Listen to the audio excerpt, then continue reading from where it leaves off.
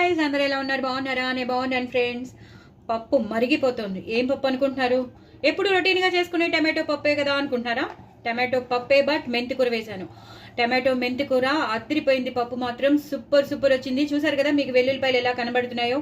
ఎక్కువ వెల్లుల్లిపాయలు వేసుకున్నాను, చిత్తగొట్టి వేసుకున్నాను, అలాగే పోపులో కూడా వేసుకున్నాను. పోపులో కారం వేసుకున్నాను, ఇంకో పోపు పెట్టుకున్నాను. అదిరిపోయింది పప్పు మాత్రం. 4 టమాటోలు వేసుకున్నాను పెద్ద పెద్దవి, అలాగే చింతపండు కూడా వేసేసాను. యాస్టీస్గా ప్రెషర్ ప్యాన్లో పెట్టేసుకుంటే ఏమవుతుందంటే చాలా మనకి కలిసి వస్తుందండి.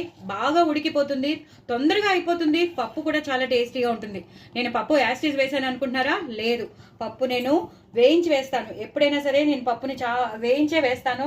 ఇలా లాస్ట్లో మాత్రం కరివేపాకు కొత్తిమీరతో గార్నిష్ చేసుకుంటే ఎలా ఉంటుందో ఒక్కసారి ఆలోచించండి.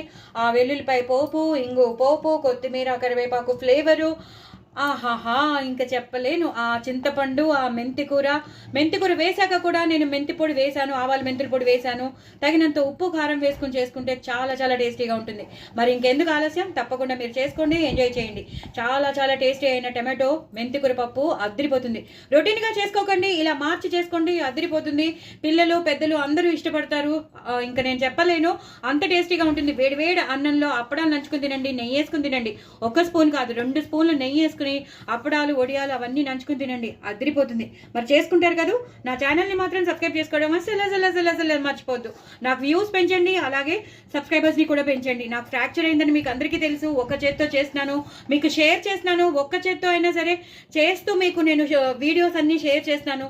సో మీకు సపోర్టివ్గా ఉంటారని అనుకుంటున్నాను. ఒక్క చేత్తో చేయడం చాలా చాలా కష్టం అండి, చాలా అంటే చాలా కష్టం. ఇవాళ అయితే కొంచెం అసిస్టెంట్స్ కూడా లేకుండా అయిపోయింది. సో తప్పకుండా మీరు హెల్ప్ చేస్తారని అనుకుంటున్నాను. చేయండి. నా ఛానల్ మాత్రం సబ్స్క్రైబ్ చేసుకోవడం అసలు మర్చిపోద్దు. ఈ పప్పును చేసుకోవడం అసలు మర్చిపోద్దు, చాలా చాలా బాగుంటుంది. ఇంగు పోపు తప్పకుండా పెట్టుకోండి. వెల్లుల్లిపాయలు చిత్తగొట్టి వేసుకోండి, వెల్లుల్లిపాయ పోపు పెట్టుకోండి, అదిరిపోతుంది. చూసారు కదా.